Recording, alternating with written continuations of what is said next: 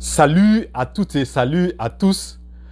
Aujourd'hui, je vais présenter une idée en or qu'on peut vraiment développer au milieu de la filière avicole. Si vous n'avez pas eu la chance de regarder la vidéo de la semaine passée, dans cette vidéo, j'ai présenté une idée qu'on peut développer en amont de la filière avicole. Donc, je vais laisser le lien de cette vidéo en bas du titre de la vidéo d'aujourd'hui. Vous savez, quand on parle de la filière, il y a des activités qui sont menées dans la filière. Et il y a des activités qui sont menées en amont, des activités qui sont menées aussi au milieu et des activités qui sont menées en aval. En amont, il y a des activités telles que l'approvisionnement des intrants, l'approvisionnement des équipements, le financement et l'appui des services aussi de conseil, etc. Et aussi, nous avons, au niveau du milieu, nous avons beaucoup plus la production. Et en aval, nous avons les services de distribution et comment on appelle ça, et au niveau de qui s'est amener les produits jusqu'au niveau du consommateur. Voilà, donc c'est comme ça. Maintenant, lorsque nous parlons de façon linéaire, la filière, nous prenons le milieu comme la production. Voilà, donc c'est dans cette production, c'est au milieu de cette filière-là que je vais, avicole, que je vais présenter cette bonne idée que je trouve très intéressante. Si on y travaille beaucoup et on met beaucoup de l'innovation, on peut vraiment développer et créer une entreprise très prospère et durable en Afrique. Vous savez, l'Afrique regorge beaucoup de ses fils et filles qui ont beaucoup de talent et aussi des gens qui ont les moyens et des gens qui n'ont pas et des gens qui ont envie de pouvoir faire des preuves, mais ils sont limités. Donc, l'idée que je propose au niveau de la production avicole, c'est de pouvoir unir ces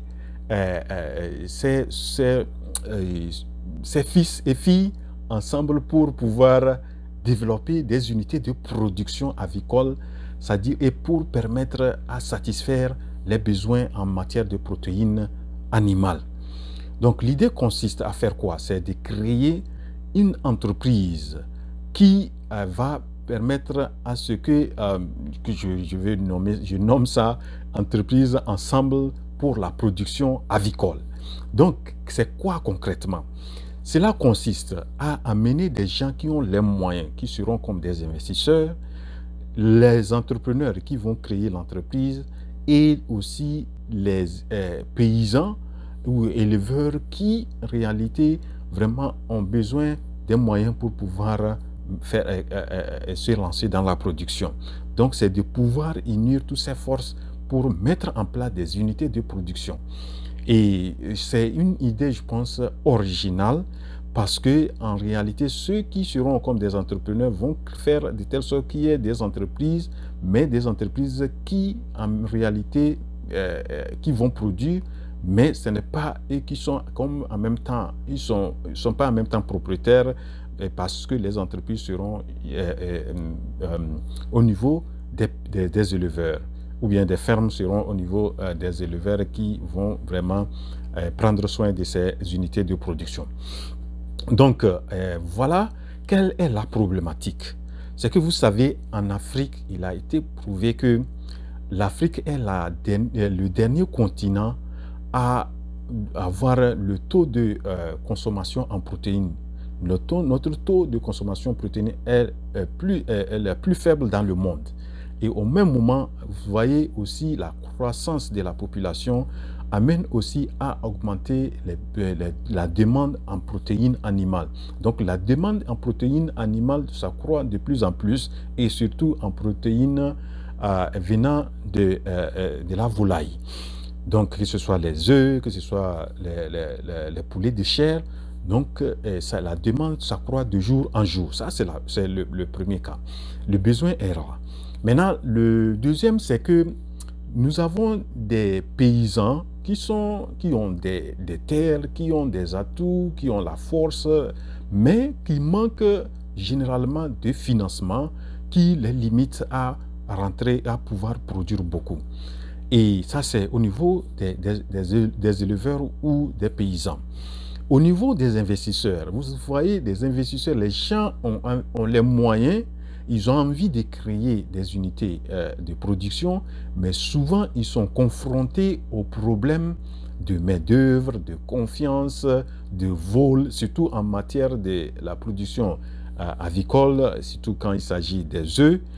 Il y a beaucoup de cas de vol qui sont signalés et de gestion aussi, qui est parce que surtout vous avez les moyens et vous n'êtes pas à côté, il y a toujours ces problèmes. Je suis propriétaire d'une ferme, j'ai créé une ferme avec un groupe de frères et nous avons mis en place ça au Togo. Et nous avons des difficultés, que ce soit au niveau de la gestion, les difficultés en matière de main-d'œuvre, tout ça là. Et donc, c'est vraiment un problème. Donc, vous voyez, il y a vraiment tout un ensemble de problèmes que je pense que cette entreprise va essayer, va pouvoir résoudre. Voilà, donc ça, c'est au niveau de la problématique. Maintenant, au niveau de l'équipe, je propose que toute personne qui peut vraiment mettre en valeur cette idée doit, si la personne n'a pas une expérience ou une formation en élevage, doit pouvoir avoir des associés qui ont une expertise ou une expérience dans le domaine de l'élevage avicole. Bon, vous pouvez aussi avoir des vétérinaires bon, des techniciens d'élevage et surtout des jeunes qui ont fini et qui ont quelques années d'expérience et qui ont des problèmes de pouvoir s'élancer, peuvent vraiment concevoir une entreprise comme ça en utilisant cette idée-là. Donc, vous allez unir un ensemble de gens qui ont des compétences complémentaires. Voilà, il faut des gens qui savent acheter, des gens qui savent vendre, il faut des gens qui ont la gestion. Voilà, donc si vous seul qui allez avoir cette idée, vous n'avez pas la capacité de pouvoir faire tout ça là, vous devez pouvoir aussi chercher des associés qui peuvent venir avec leur expérience ou leur atout qui peut vraiment faire réussir cette entreprise. Donc ça, c'est au niveau de l'équipe. Maintenant, sur le plan opérationnel, comment ça va se passer? Ce qui va se passer lorsque vous allez mettre cette entreprise, vous allez d'abord passer par la détermination des éleveurs potentiels ou des éleveurs qui sont là, qui ont des problèmes vraiment de pouvoir se lancer ou bien voilà, pouvoir pérenniser leur production. Donc faites dans la zone où vous allez intervenir, vous allez faire ce travail de recensement et en même temps déterminer quels sont leurs problèmes, leurs challenges et quelles sont les limitations qu'ils ont, tout ça là. Lorsque vous allez déterminer ça, sûrement que vous allez voir qu'il y aura le problème de financement qui va être en première position. Donc, vous allez faire ça et avoir cette liste-là. Maintenant, l'idée, c'est que ces gens que vous allez déterminer vont participer en apportant leur main-d'œuvre, c'est-à-dire leur force, et qui vont gérer l'unité de production. Ils vont offrir le terrain. Donc, lorsque vous allez déterminer paysan, celui qui a capacité, qui a un terrain qui est là et qui peut mettre à la disposition de l'entreprise. Voilà, et il a son temps aussi pour pouvoir gérer ça. Donc ça, c'est au niveau des éleveurs. Maintenant, au niveau des investisseurs, vous devrez faire aussi un travail de marketing, un travail de sensibilisation pour vraiment exprimer le bien fondé de la création, du fait de venir ensemble et avoir un truc de système de gagnant-gagnant et aussi pouvoir faire développer en Afrique des unités et de limiter les exportations, surtout de la viande des volailles. Voilà, donc vous allez pouvoir avoir un certain nombre d'investisseurs potentiels qui seront vraiment prêts et peut-être qui ont vraiment l'amour de l'aviculture. Et vous, donc, vous allez les avoir, les recenser et pouvoir euh, être sûr qu'ils vont vraiment investir dans cette entreprise. Et maintenant, l'idée, c'est que vous qui allez créer l'entreprise, quel sera votre rôle? Votre rôle consisterait vraiment à faire de telle sorte que vous ayez de bons éleveurs qui vont participer dans l'entreprise et les investisseurs qui seront prêts aussi à investir et pouvoir aussi euh, assister les éleveurs, leur former, leur assurer le marketing, assurer comment on appelle ça, le suivi, la vente même des produits. Et ici, je prends l'exemple des poulets de chair. Donc, vous allez pouvoir avoir, par exemple, lorsque la poulet de chair dure quelque chose de 45 jours, donc dans 45 jours, vous allez faire tout pour que vous allez vendre, chercher les poulets et les vendre et avec déjà un prix qui a été déjà travaillé avec les acheteurs. Donc, vous allez faire ça. Et je propose que sur le plan vraiment vous devrez faire une production de telle sorte que la production ne soit pas interrompue. Il faut que la production soit continue. Donc, vous devrez commencer, je propose que vous commenciez avec, qu'on commence avec 8, par exemple, 8 éleveurs avec un effectif chacun de 500 poussins. Donc, vous commencez avec 500, donc ça serait équivalent de 4000 poussins que vous allez commencer. Maintenant, et comment l'investissement va se faire? Donc, au niveau du capital. Voilà, donc, et selon mes estimations, pour pouvoir avoir un élevage avec des, euh, comment on appelle ça, des moyens de production un peu presque améliorés, parce qu'il faut pouvoir aussi jouer sur le coût de production. Donc, ce que je vous propose, c'est de pouvoir faire des, comment on appelle ça, que ce soit des poulaillers, des trucs un peu locaux et qui vont vraiment faire réduire les coûts de production. Donc, même la construction du poulailler, il faut construire ça, avec 500 poussins. Peut-être avec 500 poussins, on peut faire un poulailler qui ne va pas dépasser 500 000 francs CFA. Il y a des stratégies ou il y a des statistiques pour comment faire pour construire ces poulaillers-là. Voilà, donc vous allez faire ça avec 1 million, ça dépend des pays et des régions dans chaque pays. Il y a certaines zones qui ont les matériaux ou bien l'achat des intrants sont moins chers. Donc, et si vous prenez presque 1 250 000, ça peut vraiment assurer la conduite d'un élevage de poulets de chair à 500. Voilà, donc si on prend 1 250 000, donc il faut pouvoir réunir pour les 8, 1 250 000, 1 250 000. Et donc vous allez, comme j'ai dit, je parle de 8 éleveurs. Je propose ici dans le recensement, vous avez un certain nombre de femmes, un certain nombre d'hommes. Je propose que vous allez moitié-moitié, par exemple 4 femmes et 4 hommes. Comme ça va vous permettre aussi de voir en matière de sexe le résultat que chaque sexe donne aussi. Voilà, donc souvent on dit que les femmes sont très méticuleuses, elles travaillent sérieusement, elles sont tout ça là. Donc ça va vous permettre de voir si c'est bien fondé ou ça, et elles ont l'habitude de donner de bons résultats. Voilà, donc si vous faites ça, serait très bon. Donc, et les investisseurs qui vont venir vont pouvoir amener, comment on appelle ça, au minimum, vous pouvez poser comme condition que chaque investisseur qui vient doit pouvoir venir, doit contribuer au moins 50 000 francs CFA. Et après, vous allez déterminer si le capital pour démarrer est 1 250 000 par unité de production. Vous devrez déterminer la part de chaque, comment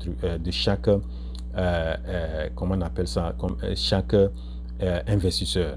Maintenant, c'est à vous aussi de travailler sur le plan économique et financier, déterminer lorsque vous allez avoir des résultats. Et je propose que le partage des résultats soit par rapport au profit. Voilà, donc vous allez déterminer quelle part va revenir aux éleveurs, quelle part va revenir à l'entreprise, à vous en tant que gestionnaire, et quelle part va revenir aux investisseurs. Vous savez, si on fait le poulet de chair, je crois que si le poulet de chair fait 45 jours, on fait reposer 15 jours comme en période de vide sanitaire. Donc, on peut produire jusqu'à minimum 5 fois dans l'année. Donc, quelqu'un qui donne 50 000, il a une forte chance que dans l'année, il peut être chose. Mais ça va être continu. Donc, lorsque vous investissez pour unité par unité de production particulière. Donc, on trouve un certain nombre d'investisseurs qui vont participer dans le capital de cette unité de production. Maintenant défini, quelle part va revenir à celui qui est éleveur, quelle part va revenir à l'entreprise et quelle part va revenir aux investisseurs. Et pour créer, comme je le disais aussi, pour créer une telle entreprise, on n'a pas besoin de beaucoup de moyens. Je pense qu'avec une somme de entre 100 et 250 000, vous pouvez mettre en place cette entreprise-là. L'entreprise consiste en quoi? Vous n'avez pas besoin d'aller acheter des terrains pour pouvoir, vous n'avez pas besoin de construire des grands poulaillers ou quelque chose comme ça. C'est avec l'argent des investisseurs que vous allez construire chaque unité de production pour chaque éleveur. Voilà, donc vous allez, bon, j'ai vraiment les détails, ceux qui seront intéressés pourront peut-être me contacter pour qu'on puisse vraiment travailler sur cette idée. Voilà, donc c'est ce que je propose. Donc avec un capital de 100 et entre 100 et 250 000, on peut mettre en place l'entreprise et être enregistré au centre des formalités des entreprises et faire quelques démarches pour pouvoir trouver un local, pour pouvoir être contacté, avoir un numéro de téléphone qu'on peut agir et pouvoir même se déplacer. Et je propose même que les premiers éleveurs que vous allez choisir, ne les choisissez pas très loin de votre site ou bien là où votre siège sera. Comme ça, vous pouvez même vous déplacer soit en marchant pour aller les visiter, ou soit vous pouvez prendre à vélo, ou bien, bon, voilà, il faut, en tant qu'entrepreneur, dès le début, vous devrez faire des sacrifices. Et je me dis que d'ici 2 ans, 3 ans, 4 ans, vous pouvez vous prémunir, avoir des moyens tels que la moto ou bien les voitures pour pouvoir faire les déplacements. Mais au début, il y a des sacrifices énormes qu'il faut faire, et même les salaires, tout ça là, vous allez voir que vous allez gagner peu. Mais lorsque vous allez mettre en place les 8 premières unités, vous allez voir d'ici 2 ans, 3 ans, 4 ans, vous allez passer de 8 unités de production à des centaines de production, centaines des unités de production.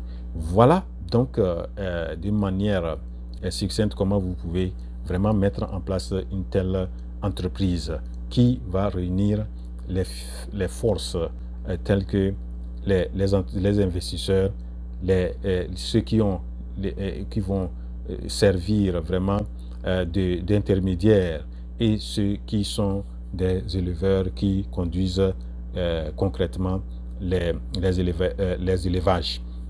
Et ce que vous devrez faire aussi, vous en tant qu'entrepreneur, vous devrez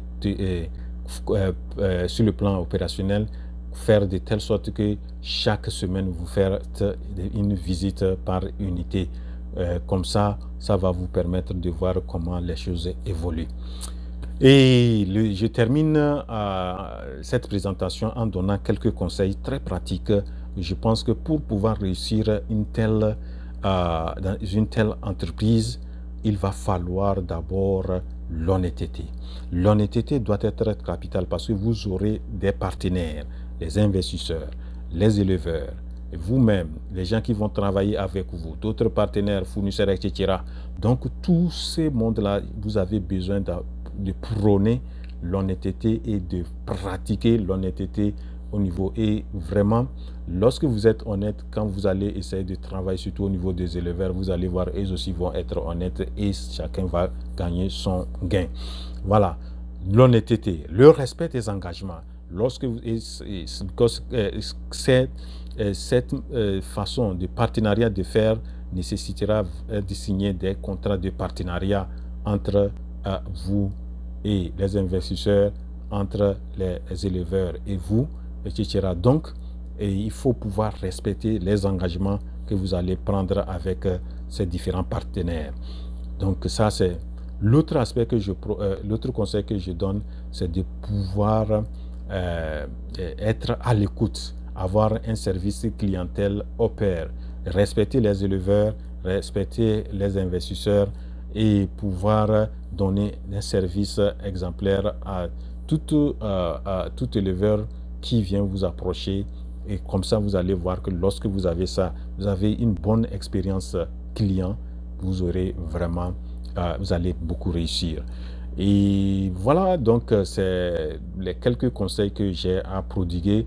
Lorsque vous voulez vraiment vous lancer en utilisant cette idée, vous devrez pouvoir observer ces choses-là. Et lorsque vous les observez, vous allez voir, vous allez bien réussir. Voilà, donc arrivé à la fin de cette vidéo. J'espère que vous l'avez apprécié. Si vous l'avez apprécié, n'oubliez pas de cliquer sur la touche j'aime. Et si vous n'êtes pas encore abonné, abonnez-vous à la chaîne. Et je vous demande vraiment aussi humblement de faire aussi des commentaires. Bon, si vous avez des observations, vous avez des choses que vous voulez peut-être améliorer dans l'idée que je viens de présenter, vous voulez que je fasse certaines choses pour vraiment approfondir certaines idées que je présente, n'hésitez pas à me laisser dans les commentaires. Et je pense que ça serait très bon lorsque nous développons des idées comme ça, que nous essayons aussi de pouvoir aller en pratique. Et je voudrais aussi que vous partagez au maximum cette vidéo, et parce que je pense que l'idée, elle peut être vue comme une très bonne idée aussi par d'autres personnes qui peuvent utiliser ça pour lancer des unités de production avicole un peu partout en Afrique. Je vous remercie. Je suis arrivé donc à la fin. La révolution entrepreneuriale en Afrique, c'est maintenant. Votre frère Wouro.